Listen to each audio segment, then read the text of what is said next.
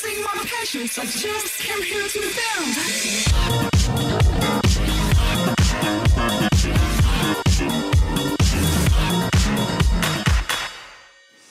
Donc là, aujourd'hui, moi, je suis là pour vous parler en fait du partenariat avec le Clémy, hein, qui dure depuis longtemps, très longtemps. Alors, le groupe Bayard, on a deux marques. Hein. On a la marque Bayard Jeunesse avec les titres de la jeunesse que vous connaissez, j'imagine. Et puis, on a une autre marque qui s'appelle Milan, qui est une entreprise à Toulouse, aussi avec des titres pour la jeunesse aussi, plus ou moins concurrents d'ailleurs de Bayard. Mais c'est toujours très intéressant, justement, dans le même groupe, de voir un peu la multiplicité de ce qu'on peut faire pour la jeunesse, et sous forme de presse, et pas sous forme d'édition de livres. Donc ça, c'est un peu notre combat à la presse, en tout cas.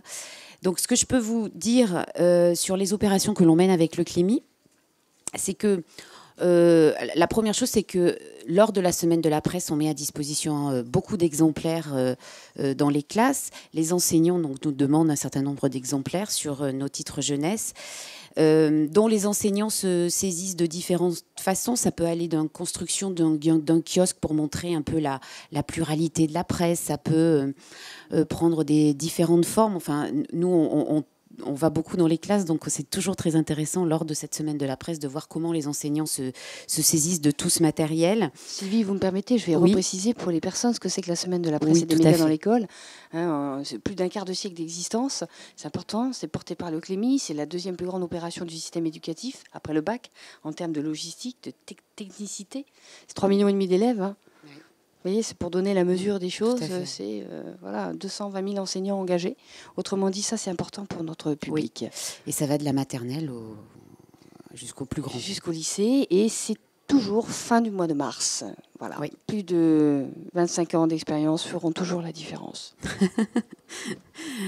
Alors ensuite, ce qui est intéressant pour nous quand on tourne dans les classes lors de cette semaine de la presse, c'est de voir un peu tous les ateliers aussi qui sont mis en place, les revues de presse, et surtout ça va jusqu'à c'est-à-dire faire un journal de classe, comment ça marche, et c'est comme ça que les enfants sont particulièrement sensibilisés à l'importance, on va dire, des médias et de la presse en particulier. Sylvie, du coup, pour être vraiment bien sûr, avec vous, c'est important ça que des enfants soient au contact de cette réalité difficile qui est ce monde dur qu'on en présente. Alors l'actualité, vous pensez que c'est un enjeu ? C'est un enjeu, j'allais dire, primordial, et je pense qu'on a le même avec le Clémy. C'est pour ça qu'on s'entend bien depuis des années. C'est-à-dire que l'enjeu pour nous, c'est de faire grandir les enfants pour qu'ils deviennent des citoyens capables de réfléchir à ce qu'on leur raconte et capables d'avoir une analyse critique surtout de ce qu'on leur raconte. Du coup, ça me donne un peu envie de donner la parole à Karen Prévost-Sorbe, qui est coordonnatrice d'Orléans Tours, pour compléter un petit peu cette question. Au fond, Karen, en quoi est-ce si important de s'unir, comme nous le faisons avec Bayard, par exemple, le Clémy et Bayard, pour une citoyenneté responsable, pour une citoyenneté tout court? Qu'est-ce qu'on cherche à faire? Pourquoi c'est si important? Vous pouvez nous expliquer la mission du Clémy, notamment dans votre académie, par exemple? Alors, on va dépasser le partenariat, par exemple, avec Bayard. Hein. C'est la semaine de la presse, c'est l'exemple parfait pour montrer que c'est un partenariat vraiment très vaste, puisqu'il y a plusieurs médias d'engagés, des médias de la presse écrite, la presse, enfin la télé, Internet, la radio.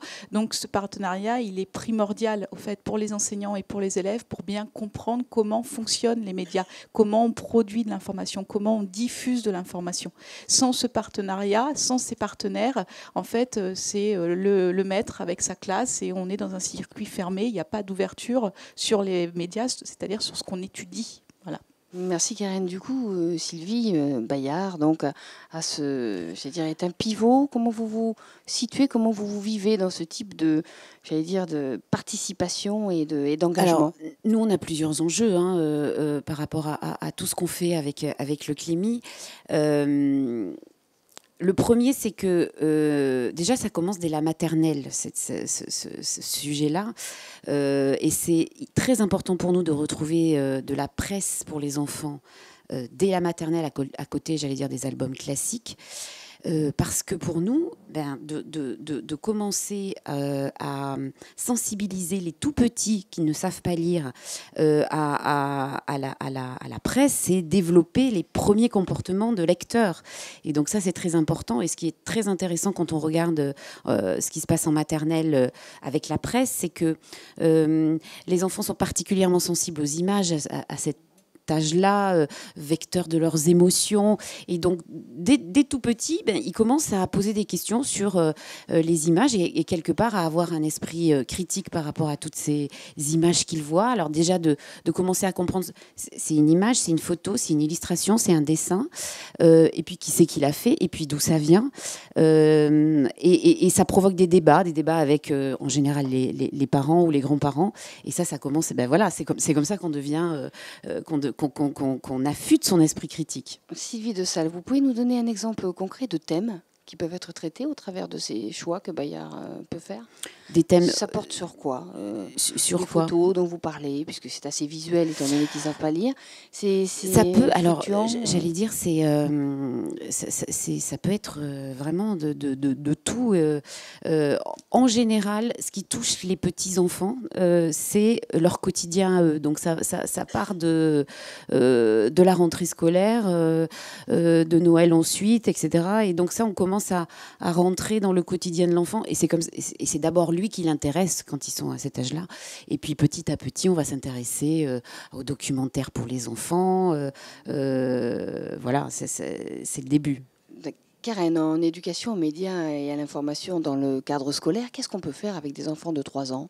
Justement, l'image tient une place essentielle justement dans les enseignements, puisqu'on voit apparaître la lecture d'images dès le cycle 1, puisqu'ils doivent apprendre justement à trier les images et à repérer les différentes images. Et ensuite, on rentre dans le décryptage, dans l'analyse pure. Et il y a vraiment une demande auprès des enseignants du premier degré. Ils sont demandeurs de formation autour de la lecture et le décryptage d'images, notamment en cycle 2 et cycle 3. Et il y a vraiment une activité qu'ils aiment bien faire. C'est notamment l'image décodée de Un jour, une actu. Ça, c'est vraiment un exercice qui plaît. Et pas seulement à l'école primaire, mais même au collège. Moi, je suis encore enseignante en poste. Et ça, c'est vraiment un exercice type qu'on peut faire avec des collégiens, notamment de la 6e à la 3e. C'est-à-dire qu'on prend l'image qui est proposée et on apprend justement à la contextualiser. On enlève la légende qui accompagne l'image et on travaille sur un fait d'actualité. Et là, on fait un vrai travail avec tous les enfants dans la classe. Et ça, c'est vraiment génial. Ce moment de la photo décodée de Un jour, une actu, c'est un moment génial. Merci pour ces précisions. C'est important de se projeter dans l'univers d'enfants si jeunes, notamment en éducation aux médias et à l'information, car la question qui revient souvent sur le terrain, c'est qu'est-ce que je peux bien faire avec des si petits, ils ne savent pas lire. Donc il faut accompagner, et c'est tout l'enjeu aussi de l'éducation nationale en partenariat, par exemple, avec Bayard. Alors Sylvie, la suite de votre fil conducteur. Alors je vous ai parlé du premier enjeu. Le deuxième enjeu, c'est, ce qui était d'ailleurs le thème de la semaine de la presse cette année, c'est de percevoir la multiplicité des supports de presse, mais pas que de presse, parce qu'une information maintenant, elle est, j'allais dire, multi-support. Transmédia peut-être. Transmédia, multi-support. Donc ça va d'effectuer une même recherche sur le même thème sur différents supports. Ça peut aller de faire comprendre comment on différencie les différents types de presse. Après, une presse quotidienne, c'est pas un magazine. Et puis surtout, ça permet d'aborder le numérique, à la fois comment est-ce que je fais une recherche Google, c'est pas évident. Donc ça, pas forcément Google d'ailleurs. Vous voulez dire sur un moteur de recherche? Sur un moteur Par de exemple, recherche, Google, bien sûr. Ça pourrait être Quant finalement. Tout à fait. Ça pourrait. Mais en général, c'est quand même sur Google. Non, le Quant aussi, ça marche très bien. On l'a vu hier. On a été très impressionnés par cet outil performant et français. Oui, tout à fait. Alors, mais ça va, j'espère se développer. Pourquoi pas manger Google. Et puis, ce qui est important, c'est quand on commence cette histoire d'aborder le numérique, c'est leur faire comprendre que Il y a des dangers, on en a parlé d'ailleurs, il y avait une conférence tout à l'heure sur comment est-ce qu'on apprend aussi aux enfants à faire attention à son identité sur le web, etc. Mais ce qui est important, c'est de leur faire comprendre qu'on peut être aussi maintenant tous producteurs de contenu. Ah, ça, c'est la grande question.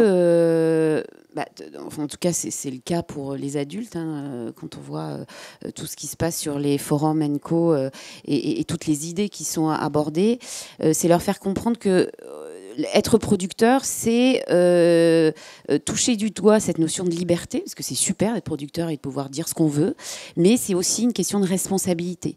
C'est-à-dire, on peut pas dire, enfin, c'est toujours la question, est-ce qu'on peut tout dire, tout montrer, tout montrer, liberté d'expression, etc. Karen, ce sont des questions qui sont plus que jamais d'actualité, si j'ose dire, même si c'est par le truchement d'un événement tragique l'an passé, du 7 janvier, que tout s'est retrouvé ravivé dans les esprits et dans la réalité des gens. Hein. Donc la question de la liberté d'expression, la liberté de limite ou pas, comment faire coexister aussi le monde réel et le monde dématérialisé. Donc l'éducation aux médias, avez-vous des pistes à nous donner? Ce qui est apparu et ce qui a véritablement explosé au lendemain des événements de janvier 2015 dans les établissements scolaires, c'est la manière dont les jeunes s'expriment, notamment dans les réseaux sociaux. Et là, en tant qu'enseignant, en tant qu'adulte, on a pris de plein fouet le fait qu'ils s'expriment très librement et parfois ils relaient même des informations fausses. Donc là où nous on a un rôle à jouer en tant qu'éducateur, en tant qu'enseignant, c'est les amener à réfléchir sur les sources de l'information et la manière dont ils diffusent les informations, de remonter le fil de l'information. Moi j'en veux pour preuve que l'an passé dans ma classe de 3e, puisque comme je l'ai dit j'enseigne encore, moi j'ai des élèves qui ont été très très présents sur les réseaux sociaux et qui ont relayé justement des thèses complotistes. Parce qu'il a aussi le travail de l'éducation aux médias, travailler sur tout ce qui relève du complotisme, tout ce qui relève de la complosphère. Parce que là, il y a un vrai enjeu d'éducation aux médias et un vrai enjeu autour de la citoyenneté. Et il y a une forte attente du côté des enseignants, justement, pour les former à cette éducation aux médias, notamment aux réseaux sociaux. Et comment accompagner, aider les jeunes. Parce que contrairement à ce qu'on croit, les jeunes, ce ne sont pas des digital natifs, ce ne sont pas des jeunes qui sont de bons techniciens, ce ne sont pas des geeks, ce sont juste des jeunes qui osent naviguer sur le web, explorer. Et nous, on doit impérativement les accompagner. Donc ça participe à l'éducation aux médias et à l'information. Et au-delà de ça aussi, il y a... c'est là ce qu'on disait tout à l'heure, l'empowerment, c'est OK, ils s'emparent des réseaux sociaux, mais il faut leur montrer comment on peut s'en emparer d'une autre manière. À quelles conditions, de quelle manière, les droits et les devoirs. Et il y a une question aussi essentielle qui doit être abordée avec eux, c'est la question du droit. Il faut impérativement les sensibiliser au droit. J'en profite pour saluer un travail extrêmement pointu, extrêmement précis que font tous les jours au Centre de ressources et de documentation du Clémy, Carole Ourte et Christophe Paco, qui n'ont pas pu être parmi nous aujourd'hui, mais qui étaient prévus pour cette table ronde. Et du coup, vous dire combien c'est important. Et si je vous dis ça, c'est que je voudrais saluer notamment une piste très forte qu'ils suivent depuis là aussi très longtemps, mais il est bon des fois de se rappeler que l'histoire nous donne un ancrage décisif, une avance irréversible et que même le numérique ne nous rattrapera pas. Autrement dit, le Clémy sait faire des choses extrêmement pointues sur cette question de dossier, d'actu. Et je voudrais prendre un exemple. Ils ont travaillé tout à fait récemment sur un dossier qui est en ligne, vous pouvez le trouver, sur, vous savez, ce petit garçon Elan échoué sur cette plage de Turquie. Bon, le sujet est un enfer en soi, mais il s'est passé des choses en termes d'emballement médiatique, en termes de spectacularisation de l'information, et qui a donné lieu à un travail de fond.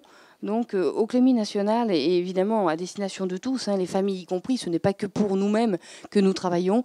Et ce travail permet de montrer combien il est important de réfléchir, de produire aussi des angles intellectuels, trouver le champ sémantique adapté, le langage adapté. Croyez-moi, ça a été un travail de titan, même si, bon, c'est pas un dossier qui prend des pages et des pages, mais il y a quand même un pictochart dans la version gratuite, quand même, pour montrer aussi que le numérique, le Clémy, n'en a pas si peur que ça. C'est pas vrai. Nous sommes dedans, même tous les jours. Nous baignons dedans. Et ces dossiers sont faits sur, évidemment, l'ambition d'accompagner la communauté éducative dans son ensemble sur les grandes problématiques que charrie en quelque sorte l'actualité. Et ça veut dire beaucoup de réactivité, beaucoup de concentration et de compétences mobilisées, parce que vous imaginez bien, sur un tel dossier, nous n'avons pas le droit à l'erreur. On ne peut pas, entre guillemets, mal parler, être décalé sur le fond comme sur la forme. Donc voilà, je voulais saluer ce travail qui se voit peu, mais que l'on peut consulter, en tout cas à l'individuel, et dont on parle insuffisamment. Dieu sait si c'est un des axes forts de l'action du Clémy depuis effectivement plus de 30 ans maintenant. Alors Sylvie Bayard. Alors, je reprends le fil des enjeux. Comment va Bayard, Sylvie? Ah ben, la presse est dure. Hein. Voilà, c'est ce que je voulais échanger avec vous. Alors, qu'est-ce qu'on se dit? Parce que comment on fait là en 2015, à l'ère du numérique? Vous savez, le slogan de l'éducation nationale, c'est « l'école change avec le numérique ». Oui. Bayard change-t-il avec le numérique? Alors, on essaye. On essaye, mais il ne faut pas aller trop vite avec l'éducation nationale, parce qu'il faut que d'abord l'éducation nationale peut-être change un petit peu sur ces sujets-là. C'est un paquebot, Sylvie. Hein. Je sais bien. Mais voilà, donc on essaye. C'est pour ça d'ailleurs qu'on commence vraiment à produire des ressources numériques. Et on n'essaye pas de les faire, j'allais dire, comme on fait de la presse. C'est-à-dire que la grosse différence qu'on a quand on s'adresse aux enseignants en numérique avec des produits pour eux, pour qu'ils l'utilisent en classe, c'est qu'on part vraiment de leurs besoins. C'est-à-dire que, j'allais dire, la presse jeunesse, c'est un concept éditorial que l'on fait et que l'on donne, j'allais dire. Hein. Donc c'est quand même un savoir qui part d'en haut, avec des journalistes, des spécialistes de l'enfance, mais quelque part c'est quand même ça. Avec le numérique pédagogique, ça peut pas être ça. Donc on travaille beaucoup avec des enseignants, des formateurs TIS, pour qu'on puisse non seulement au niveau de la pédagogie être vraiment très précis et bon, entre guillemets, mais surtout au niveau de ce qui existe et de ce qui se passe dans les établissements scolaires en termes de support. On a fait de grosses erreurs il y a quelques années en se disant que de toute façon, ce qui allait marcher, c'est les tableaux numériques interactifs. Alors, je ne dis pas que ça ne marche pas, hein. J'ai vu des trucs où c'était compliqué de les faire marcher, mais et nous, on s'était dit, mais en fait, le tableau numérique interactif, c'est ça qu'il faut faire. Donc, on avait techniquement pris des options qui étaient complètement à côté de la plaque, parce que d'abord les tableaux numériques interactifs, ils n'étaient pas utilisés, ils étaient cassés, il n'y avait pas de gens pour les réparer dans les écoles, etc. Donc j'allais dire, c'est à la fois éditorial, et là vraiment on essaye de travailler très en amont avec des enseignants qui travaillent avec nous. Et j'allais dire, le numérique, c'est technique aussi. Ce qui n'existe pas dans la presse, on va dire. Donc voilà. Donc c'est le passage quand même à la technique, ou la maîtrise technique, oui, qui doit être pour un éditeur tel que nous, c'est compliqué. Pour un éditeur, pour poursuivre, oui. Et là, c'est compliqué. Oui. En fait, vous avez les mêmes problèmes que nous. Je crois, en fait. Non, mais c'est tout à fait. Tout simplement. Oui, bien sûr. D'ailleurs, il y a une histoire commune, hein, édition, éducation nationale. Tout à fait. Karen, dans une académie comme Orléans-Tours, vaste territoire, des espaces très ruraux aussi. Hein. Oui, c'est une académie qui compte 6 départements, extrêmement rurale, hein, très très rurale. Par contre, comme c'est une académie très rurale, mais vraiment une académie qui n'est pas souvent mise en avant, c'est une académie où il y a beaucoup d'innovation. Beaucoup d'innovations, et ces innovations sont portées par le rectorat, notamment par des services du rectorat comme la délégation académique au numérique pour l'éducation, mais aussi portée par la CARDI, c'est-à-dire la cellule innovation de l'Académie d'Orléans-Tours, et on essaie au maximum de valoriser, d'encourager les projets, que ce soit dans le premier ou second degré. Alors je vais rejoindre tout à l'heure la question du wiki concours. Je vais vous citer un exemple concret. Hein. Pour nous, ça a été une jolie innovation dans notre académie. C'est que l'année dernière, au Wiki Concours Lycéa, on a engagé à titre dérogatoire une classe de cycle 3, et cette classe a été récompensée par le jury national. Hein, et c'est une classe rurale, mais alors le rural profond, puisqu'il n'y a qu'une seule classe, une seule maîtresse, et dans une petite commune de 300 habitants, avec des enfants qui ne sortent jamais du village. Donc, du coup, la Wikipédia, on rejoint un autre aspect de Wikipédia et du Wikiconcours, c'est l'ouverture sur le monde qu'a été Wikipédia ou le Wikiconcours pour cette classe.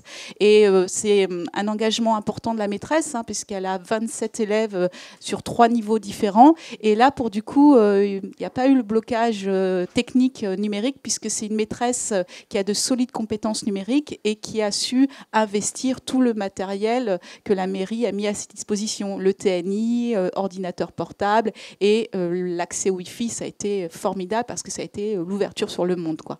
Et un projet comme le Wikiconcours, ça peut être un levier, oui. Tout à l'heure, c'est ce que tu disais. On doit s'en servir comme levier, oui. Parce que du coup, cette année, dans l'Académie d'Orléans-Tours, on a décidé de généraliser à d'autres classes Wikipédia. Donc cette année, on a 8 classes engagées de cycle 3. Et surtout, on a basculé aussi certaines classes, notamment cette fameuse classe d'Arcon, sur le projet Twicté. Et donc ça a été un levier, ce concours, pour encourager la maîtresse et les élèves à faire d'autres choses dans un autre cadre que le concours. Voilà. Donc ça a été un formidable levier pour créer d'autres choses, d'autres initiatives. Et on reste toujours sur l'éducation aux médias, à l'information, puisque la maîtresse travaille via Twitter. Merci pour ce témoignage extrêmement précis. Moi, je voudrais aussi réévoquer l'engagement de Bayard auprès du Clémy, parce que c'est aussi un engagement. C'est très fidèle, un partenariat très fidèle. Et l'exemple, c'est aussi, je rebondis sur le Wikiconcours, puisqu'on y tient beaucoup au Clémy. Il y a d'autres concours, Mediatix, par exemple, mais celui-là il est important parce que David Groison, qui est aussi le rédac-chef, comme on dit, de Phosphore, ce journal que tout le monde a eu à un moment donné entre les mains, qui s'adresse donc à des beaucoup plus grands que les enfants dont nous parlons, puisque ce sont des lycéens. Mais néanmoins, David a accepté pour la 3e année consécutive d'être le président de notre jury. Donc c'est aussi par ce type d'action concrète que nous entretenons des liens toujours plus construits. On invente ensemble, puisque c'est vrai que le jury et ce concours de Wikiconcours demandent des ajustements permanents. Isabelle le sait bien pour en avoir le pilotage opérationnel. Donc c'est vraiment c'est complexe, mais c'est intéressant aussi d'être capable de participer à ce type d'action. Et puis David a eu l'occasion de venir aussi en séminaire des coordonnateurs. Il est déjà venu auprès de nous, ou même en stage d'intégration Clémy, où pendant 5 jours, on travaille à la découverte de tous les enjeux d'éducation aux médias et l'information. La presse en est un, qu'elle soit papier, bimédia, transmédia. Et du coup, la presse jeunesse est un des volets essentiels que l'on ne peut pas ignorer. Sylvie, si on devait résumer à la fois vos enjeux et vos espérances pour Bayard. Waouh. Alors, globalement, on se dit que tout ce qu'on fait avec le Clémy, on va dans le même sens que vous, c'est-à-dire c'est de se dire que quel que soit son âge, on doit aider les enfants, les élèves à comprendre l'info qui arrive, à la décrypter, à l'analyser, à savoir d'où vient la source, pour l'aider à grandir et pour simplement en faire des citoyens responsables. En résumé. Donc nous, l'enjeu avec le Clémy, il continue à être celui-là. Et j'allais dire, quels que soient les supports, c'est-à-dire que ça peut être évidemment papier, mais sur le numérique, c'est le même enjeu. Ce sont les mêmes enjeux. Donc on a vraiment des enjeux partagés, des diagnostics partagés, ce qui nous permet d'avoir des projets d'ailleurs totalement construits ensemble. Est-ce que vous pensez que on va pas l'appeler comme ça, digital native, nous, Clémy, c'est pas du tout, ça fait pas sens parce que c'est trop, c'est beaucoup trop global, ça ne dit rien. Comme on le disait fort justement tout à l'heure, la question n'est pas de savoir parce que vous êtes né dans telle génération, alors vous êtes ceci ou cela. C'est beaucoup trop schématique, ça n'a pas de sens. En revanche, est-ce que vous pensez qu'à l'horizon 2025, par exemple, c'était une des deadlines données il n'y a pas si longtemps à la tête de l'État, est-ce qu'à l'horizon 2025, nos jeunes, on va les appeler comme ça, nos élèves, nos jeunes, compulseront uniquement sur écran? Vous les voyez comment, nos jeunes? Ou alors c'est important, le support papier? Ça n'engage que moi, et je n'engage pas le groupe Bayard derrière moi quand je vais dire ça. Ça n'engage que moi. Moi, je ne crois pas. Donc moi je pense que de Sylvie de Salle. Non, je crois que dites-nous. Enfin, moi je me souviens quand j'ai commencé à travailler dans l'édition au sens large, on disait déjà que la lecture numérique ça allait bouffer tout et que c'était fini, il n'y aurait plus jamais de livres papier. Ça fait 20 ans moi que j'entends ça, plus de 20 ans. Donc je crois qu'il faut pas. Et bon, on n'y est pas encore. Et alors, les États-Unis, qu'est-ce qui se passe aux États-Unis? Parce qu'évidemment, tous les éditeurs, notamment en France, se disent les États-Unis. Les États-Unis, je suis désolée, mais c'est quoi? C'est à peine 10%, la lecture numérique, au sens large du terme. Donc bon, alors ça va progresser, je pense, bien entendu. Mais moi, je crois que ça va être complémentaire. Je crois qu'il ne faut pas enfin, nous, éditeurs, qu'on soit trop angoissés par ça. Il faut suivre les usages, parce que ce sont vraiment les usages qui nous portent, et ce n'est pas nos idées ou nos réflexions, c'est les usages. Pour l'instant, les usages, bien sûr qu'il y a des usages numériques, bien sûr. Maintenant, il y a encore du papier, Dieu soit loué, j'allais dire, pour nous. Et ça sera complémentaire, mais voilà, ça ne sera pas concurrent, ça sera différent, complémentaire. Mais je pense que ça va continuer. Ouais. Il s'agirait davantage de complémentarité de format. Oui. Que de la complémentarité qui dévore l'autre, etc. Oui, merci, je pense. Sylvie. Et on ne fera pas la même chose dessus. Voilà. Bien, et on ne fera pas les mêmes choses. Ce ne sera pas les mêmes usages. Très bien. Karen, un peu la même question. Une vision peut-être au nom du Clémy d'Orléans-Tours sur cette question? Ou c'est trop loin 2025? Il faut déjà s'occuper des élèves maintenant. Non. Par contre, ce qu'on voit, ce qu'on observe sur le terrain, c'est que les changements sont très importants, ils s'accélèrent. Moi, j'en veux pour preuve qu'il y a quelques temps de ça, il fallait vraiment généraliser, par exemple, les tablettes dans les établissements scolaires. Et là, on voit qu'on commence à s'essouffler, hein, notamment sur le terrain. C'est-à-dire qu'on souhaitait les généraliser et finalement, ce n'est peut-être pas le bon développement technique, numérique et surtout économique. Et là, ce qu'on voit arriver sur le terrain, mais vraiment rapidement, c'est par exemple l'usage du biode dans les établissements scolaires. C'est-à-dire qu'on va s'appuyer sur les appareils numériques personnels des élèves, genre leur smartphone, et pour pouvoir travailler. Mais ce qui veut dire, moi je le teste actuellement en classe, on n'a pas exclu le papier parce que le papier est encore présent. Le biode permet seulement un contact avec le numérique, mais surtout, il ne faut pas perdre de vue l'objectif, c'est une pédagogie différenciée. Voilà, c'est seulement la pédagogie différenciée. Après, tous les élèves ont le même papier. Ce qu'il faut avoir en tête, je pense, vers 2025, c'est que l'institution va évoluer, va changer, et les enseignants ne doivent pas être écartés de ce changement, ils doivent s'emparer de ce changement, et ça ne doit pas se faire dans la douleur. Ça doit se faire chacun à son rythme, mais il faut avoir en tête qu'il y a des mutations qui s'opèrent, et que les jeunes qu'on a actuellement en classe, ce ne sont pas les jeunes qu'on a eus il y a 10, 15 ans, et ce ne sont surtout pas les élèves que nous, on a été. Merci beaucoup, Karen, pour ce témoignage. On va bientôt préparer un EPI avec Bayard. On va donner la parole à la salle. Des questions, des prolongements, des observations ou toutes sortes de remarques qui pourraient, disons, venir compléter peut-être ces échanges. N'hésitez pas.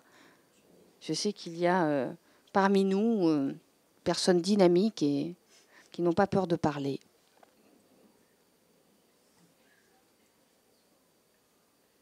Doit-on comprendre que c'était tellement complet, Sylvie et Karen, que... On est à votre disposition après. Ben voilà, je pense qu'on va s'arrêter là. Ah, une question. Oui. J'aurais voulu savoir, dans le cadre de l'éducation aux médias et de l'éducation à l'information, c'est-à-dire pour notamment les plus jeunes qui, en l'occurrence, n'ont pas encore de smartphone à l'école, donc plutôt côté primaire. Dans cette éducation à l'info, quels sont les supports que vous, enseignants, vous privilégiez actuellement, notamment quand c'est de l'info, c'est en débat hein, depuis quelques temps et de plus en plus, par rapport à l'info vidéo? Quels sont développer les apprentissages, comment décrypter une info vidéo, comment se situer par rapport à ce flux d'images qui arrive, qui est déversé sur les enfants via le JT, qu'ils regardent plus ou moins, même si les parents ne les laissent pas, mais ils ont quand même tout ce flot qui leur arrive. Quels sont, du côté des enseignants, les outils pédagogiques que vous utilisez en classe, ou quels sont ceux que vous souhaiteriez pouvoir utiliser? Et du côté de Bayard, quelle est votre stratégie finalement d'offre pédagogique pour aider à ce décryptage de l'information vidéo? Merci pour cette question. Alors, on va avoir des réponses, y compris dans la salle. Donc, peut-être Isabelle Martin va pouvoir apporter une réponse, par exemple, parce que, évidemment, le Clémy se penche depuis 30 ans sur ces questions de l'image fixe et l'image animée. J'ai compris votre question. Et puis maintenant, avec les questions du numérique, se pose la question des hébergeurs. Et oui, et de la data. hein, et du profilage éventuel. Donc là, on rentre dans une autre dimension. Je vais laisser peut-être Isabelle vous répondre. Dans l'analyse donc des vidéos et dans le décryptage, peut-être revenir aux fondamentaux tout simplement aussi en en code de lecture, en apprentissage des codes de lecture, c'est-à-dire redéfinir ce qu'est l'information, puisque sur Internet, l'information, étymologiquement, c'est ce qui a été remis en forme. Or, sur Internet, les vidéos, on trouve beaucoup de documents bruts. Hein. Donc déjà, distinguer ce qui est du document brut, ce qui est remis en forme et en contexte, en perspective, par qui?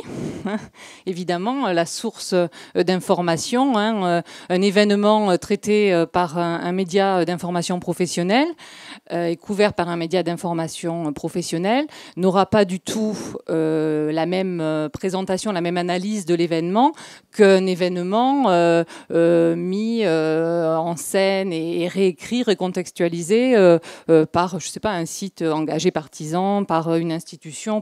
Enfin, voilà, donc est-ce qu'on est dans la communication? Est-ce qu'on est dans l'information? Est-ce qu'on est dans le document brut? Déjà, je pense que c'est une bonne méthodologie peut-être pour aider les élèves à se situer dans ce flux massif, effectivement, d'informations. Donc de la même façon, on est en train de travailler justement sur comment accompagner et prévenir la radicalisation. Alors c'est un peu à la marge de ce qu'on fait, mais malgré tout, c'est vrai que ce sont des questions qui se posent depuis le 7 janvier et que se posent les enseignants en fait. Peut-être d'autres éclairages dans la salle. Je pense aux coordonnatrices ou coordonnateurs Clémy, évidemment, qui ont des pratiques dans leurs académies.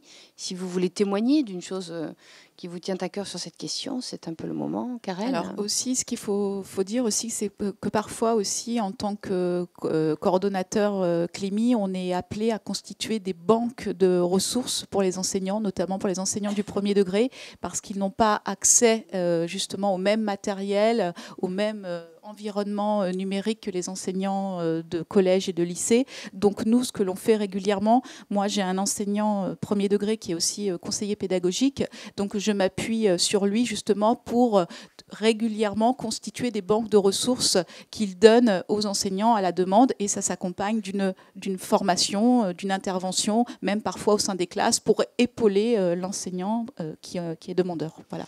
Sur clémy.fr, donc vous trouverez beaucoup de choses aussi, même si vous verrez le site est un peu ancien, mais les contenus sont encore d'actualité, sans faire de jeu de mots. Là, vous pouvez trouver toutes sortes de publications, de productions. Le centre de ressources et de documentation est une véritable mine d'or. Donc vous pouvez solliciter ce centre de ressources pour repérer ce qui a été fait en matière de production, d'accompagnement pédagogique. On a énormément de choses. Je ne peux pas vous détailler là comme ça prendrait du temps, ce serait trop détaillé. Mais c'est exactement l'un des axes du travail du Clémy. Il n'y a pas que celui-là. Mais du coup, évidemment, l'image fixe et animée, c'est important. Et là, c'est renouvelé, je vous dis, avec les problématiques, entre guillemets, du numérique. Voilà. Vous voulez savoir du côté groupe Bayard, je vous engage à aller voir le site Un jour une actu. Sur le site Un jour une actu, nous on crée des vidéos tous les jours, des petites vidéos animées sur le sujet de l'actu du jour, le plus marquant on va dire. Et sur le site d'Un jour une actu, vous allez trouver des fiches pédago qui accompagnent en fait l'utilisation de ces infos animées que vous pouvez regarder tous les jours dans une classe. Et comme vous êtes enseignante? D'accord. D'accord, très bien. Et c'est voilà. Pour l'instant, on en est là. Nous, concrètement, il y a une vidéo qui a énormément été utilisée, moi, dans mon académie, justement au lendemain des attentats de janvier 2015. Et je vous remercie aussi pour votre réactivité. C'est tout simplement la petite vidéo sur c'est quoi la liberté d'expression. Et il y a une petite vidéo aussi qui est énormément utilisée, c'est la laïcité. C'est quoi la laïcité? À l'approche, on est bientôt le 9 décembre. Ça va être un jour important dans les établissements scolaires. Et c'est une vidéo qui est très très bien conçue et qui est accessible pour les élèves du premier degré comme ceux du second degré.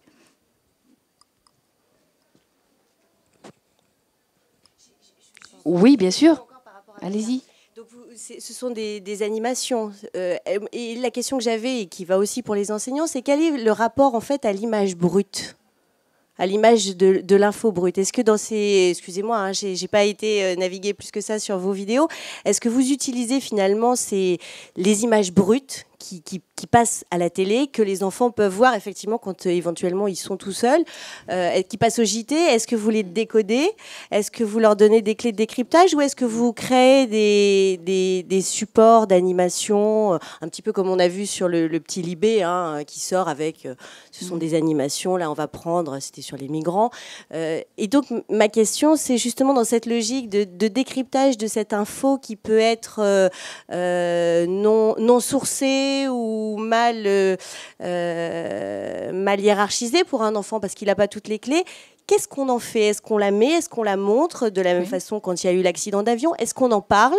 Est-ce qu'on s'interdit aussi des sujets quand on est enseignant, mais quand on est éditeur en ligne? Où est votre limite? Est-ce que les enfants sont autorisés à avoir toutes les infos, et quel message, c'est-à-dire la pédagogie s'arrête où? Alors après, tout dépend de la nature des images et de l'âge des enfants. Bien, on est bien d'accord, parce que moi je vais me placer là dans mon rôle d'enseignante pure. Vous comprenez bien qu'il y a des images que je ne vais pas pouvoir montrer au sein de ma classe. Ce n'est pas possible. Éthiquement, c'est pas possible. Par contre, ce que je me refuse à faire, c'est de fermer les yeux sur tout. Alors moi j'ai des élèves un peu plus âgés, puisque comme je l'ai expliqué, je suis au collège. Par contre, ce que je me refuse à faire, c'est à nier l'évidence que les élèves ont des images, par exemple, sur leur smartphone. Donc parfois, ils viennent me voir à la fin de l'heure et ils me disent, voilà, j'ai trouvé ça sur YouTube, j'ai trouvé ça sur Dailymotion, voire parfois sur des chaînes d'infos en continu. Et on sait que sur certaines chaînes d'infos en continu, on a des images brutes. On a des images qui viennent de smartphones, du citoyen lambda, qui participent à la production d'informations. Et là, pour du coup, il n'y a pas de source. Là, par contre, ça devient un matériau pédagogique pour moi. Je demande à l'élève si moi j'y vois un intérêt, et surtout si je peux aussi, moi de mon côté, retracer l'image, parce que c'est pas le tout de travailler sur l'image. Il faut que moi de mon côté, je puisse préparer une séance pour pouvoir retracer l'image. Donc ça, c'est quelque chose que je reprends et je montre aux élèves justement comment on décrypte l'image et comment on peut la retracer. Alors ça, par contre, ce type d'activité-là, vous comprenez aisément qu'intellectuellement, on ne puisse pas la mener avec tous les enfants de tous les âges. Par contre, ce qu'on peut faire avec les enfants de tous les âges, c'est éveiller leur esprit critique. C'est les amener vraiment à imposer un regard critique sur les images qu'ils voient. Et sur quelque chose de tout à fait important que vous disiez, le flot d'images. C'est vrai qu'ils sont assaillis d'images. Il faut impérativement que dès les plus jeunes classes, on leur apprenne à serrer les images, à faire une typologie de l'image. Et au fur et à mesure, on pourra aller vers le décryptage de l'image. Mais dès les plus jeunes classes, c'est même inscrit dans les programmes scolaires, il faut apprendre à serrer. Mais après, on ne peut pas utiliser tout et n'importe quoi en classe. Voilà. Pour compléter par rapport à ce que j'évoquais tout à l'heure, quand vous irez sur clémy.fr et que vous découvrez le dossier sur, par exemple, le petit Elan, vous aurez cette démarche-là qui a été construite pour accompagner ce type de questionnement. Puisque forcément, nous, à un moment donné, la question, c'était de se dire, bon, cette photo, ils l'ont vue à leur insu, peut-on échapper à une photo? C'est un enjeu majeur, ce que vous évoquez. Peut-on échapper? Alors, certains la voient pas, les réseaux sociaux la transforment, font des dessins un peu comme Placide, actuellement, est en train de faire là derrière vous. Mais ce qui est important, c'est de bien se saisir de cette question. Nous, on l'a résolue en disant, on met un espace dans lequel, ou si quelqu'un veut aller retrouver cette image en question, qui est iconique, très puissante et terrible à la fois, les gens peuvent y aller, mais nous, le choix était évident. Éthiquement, on n'allait pas montrer la photo pour ensuite faire le dossier. Par contre, on pouvait quand même faire le dossier en indiquant que si vous cliquez à tel endroit, vous pouvez délibérément choisir d'aller voir la photo. C'est pas du tout la même chose. Là, on est dans notre rôle, dans notre travail. Donc, pour vous répondre, nous, ce qui nous importe au Clémy dans notre métier, c'est comment on peut assurer un minimum, et rassurer aussi, au fond, les enseignants du territoire. Si l'enfant de 3 ans ou 4 ans se poste devant l'institut, enfin le professeur des écoles en l'occurrence, et fait une remarque sur cette photo, il faut que l'adulte soit sécurisé dans une réponse possible qu'il pourra donner. Et c'est vrai aussi que face aux âges, ce que dit Karen est très juste, on n'a pas résolu notre problème complètement pour l'instant à l'heure où je vous parle, et on a continué à travailler, on va continuer. C'était la question de se dire, mais il nous manque un psychocognitiviste. parce qu'on aurait besoin de quelqu'un capable de nous dire quels sont les mots qu'il faut vraiment mettre, voilà, si c'est un enfant de 4 ans ou 6 ans. Là, on n'a pas encore résolu ce problème-là, nous. Bon, c'est pas tout à fait le nôtre non plus dans notre champ professionnel, mais on y pense, on y travaille, et c'est tout l'enjeu de savoir à quel âge vous dites quoi. Et l'actualité, notamment dans sa dimension, on va dire les choses, violente, pose ces questions de comment vous en parlez. Alors, l'idée n'est pas évidemment que ce dossier soit une incitation à dire « Allez, maintenant, on y va tous, hein. On prend le dossier et on va traiter pendant une demi-journée dans toutes les écoles la question de Elan et on met la photo en grand sur le... » Bon, vous voyez, surtout pas. Là, on tomberait dans un truc, ça poserait des questions de déontologie et d'éthique aussi. En revanche, on ne peut pas non plus faire comme s'ils devaient être coupés du monde, ce qu'ils ne sont pas, encore moins avec les réseaux sociaux numériques. Donc, on est obligé d'être là en soutien, et c'est bien naturel, en fait, d'être obligé à ça. Mais, vous voyez, il y a peu de place pour passer. Il faut le faire avec vraiment une intelligence de circonstance et de bien saisir de quoi nous parlons. Bon, c'est là que ça devient un peu touchy, quoi. Mais bon, on est là pour y répondre. J'espère qu'on a réussi ça, parce que c'est vrai qu'on aura le deuxième enjeu avec les commémorations de janvier. On va devoir, et c'est notre travail, ouvrir un deuxième dossier qui sera « Je suis Charlie », plus 1. Vous voyez bien. Donc la question, c'est comment on accompagnera la parole des enseignants et de la communauté éducative, voire des parents, sur comment on accompagne un an après l'impensable. On a été dans un impensé culturellement avec ce qui s'est passé le 7 janvier. Hein. Voilà, on est de l'ordre vraiment de choses qui transcendent vraiment nos repères habituels, même l'inconscient collectif. Donc il faut être capable d'y répondre éducativement, pédagogiquement. Donc voilà, on va faire ce dossier, alors pas à pas, avec les forces vives que nous sommes, c'est-à-dire 3. Et on va continuer à travailler là-dessus, si vous voulez, vous voyez. Mais c'est important parce que ça permet aussi de dire combien c'est de la mécanique de haute précision. Là, on fait de l'horlogerie, c'est sûr. On ne fait pas, nous, de l'industrie, vous voyez, en termes d'accompagnement pédagogique et éducatif. Voilà, ce qui n'empêche pas la semaine de la presse et des médias dans l'école de toucher tous ces gens, 3 millions d'élèves, ce que je disais tout à l'heure, hein, 220 000 enseignants engagés, 1900 médias. Donc, on a toutes ces échelles-là, nous, quand on travaille. Et en revanche, ce que l'on ne maîtrise pas et qui n'est plus de notre ressort, c'est combien de gens vont venir sur le site du Clémy pour trouver des ressources adaptées parce qu'elles sont travaillées par des pédagogues. Voilà, la force du Clémy, c'est des pédagogues qui savent de quoi ils parlent parce qu'ils l'ont éprouvé, ils savent ce qu'est une classe, ils savent ce que c'est un rapport interpersonnel avec l'élève, ils connaissent les programmes, ils savent ce que c'est que l'institution scolaire, et c'est comme ça qu'ils arrivent à être pertinents. Voilà, ça fait rire Placide, j'ai peur. Je suis sûre qu'il m'a encore affublé d'un truc terrible. Placide, à chaque fois, me fait des trucs pas possibles. Enfin, il avait été gentil la fois dernière à Nice. J'étais plus belle qu'en vrai, c'était super. Alors, est-ce que Sylvie est le mot de la fin pour Bayard? Je vais peut-être répondre à la question de Madame. Nous, on s'interdit aucun sujet hein, dans le groupe. Mais l'idée n'est pas de montrer tout sans y mettre du sens. Donc, à partir du moment où vous mettez du sens dans une vidéo, une image, ben voilà, c'est en tout cas nous c'est comme ça qu'on fait, c'est-à-dire qu'on balance pas un truc, voilà. En revanche, on essaye de, donc on a toujours sur le site Un jour une actu. Je pense à celui-là en particulier parce que c'est vraiment que de l'actu, hein, ce site et le journal qui est lié à ce site. On fait du décryptage d'images. Et ensuite, les petites vidéos, si vous allez les voir, je pense qu'elles sont... c'est pas du tout de l'info brute, hein, c'est totalement animé. C'est de l'info animée, vraiment. C'est du dessin de presse animé, pour expliquer... je vous parle d'un truc, parce que j'ai encore eu la question dans une classe il y a 15 jours. Le trou de la sécu. Pour les petits, le trou de la sécu, mais qu'est-ce que c'est que ce truc, quoi, hein, le trou de la sécu, mais en plus il y a Q, enfin bon, il y a des trucs très... Non, mais c'est très rigolo. Ouais. Ben, le trou de la sécu, on a fait une petite vidéo qui explique ce que c'est que le trou de la sécu, parce que quand ils l'entendent aux infos, le trou de la sécu, on se demande bien ce que c'est, quoi. Voilà.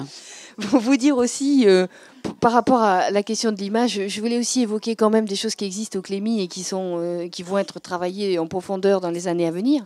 Nous avons donc un expert image au Clémy et donc on est sur la web TV aussi, ce qui répond aussi pour partie à vos enjeux. Donc comment on accompagne ces nouveautés, mais c'est pas vraiment non plus des nouveautés. Hein. C'est aujourd'hui il y a un certain nombre d'outils, il y a un certain nombre d'approches. Qu'est-ce qu'on fait pédagogiquement? Au service de la pédagogie avec ça. Donc on a Arte Reportage qui est un concours intéressant. Bon, on retombe sur les concours, ce fameux levier de motivation. Arte Reportage, c'est intéressant puisque tous les élèves de France et de Navarre reçoivent, s'ils le souhaitent, les rushs d'Arte, et puis ensuite ils font un montage. Et il y a ensuite ce grand concours qui fait qu'avec un jury, mais ça peut monter jusqu'à 130 productions. Hein, et à l'arrivée, vous avez 3 prix.